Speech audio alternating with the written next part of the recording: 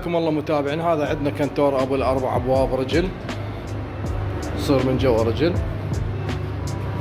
داخل خارج صاج. الداخل الصاج مالته الخارجي 5 ملم، يحتوي هاي 3 خانات 3 طبقات فلاتيه، ويا الارضيه 4، وهاي طبقه وبوري.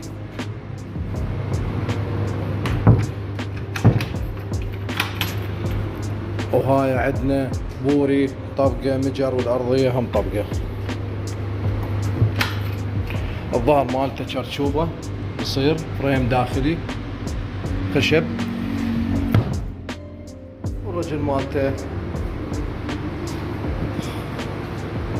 داخل خارج صاج. قياسات ارتفاع 2 متر، العرض 2.5 متر، النزال مالته 60 سنتي.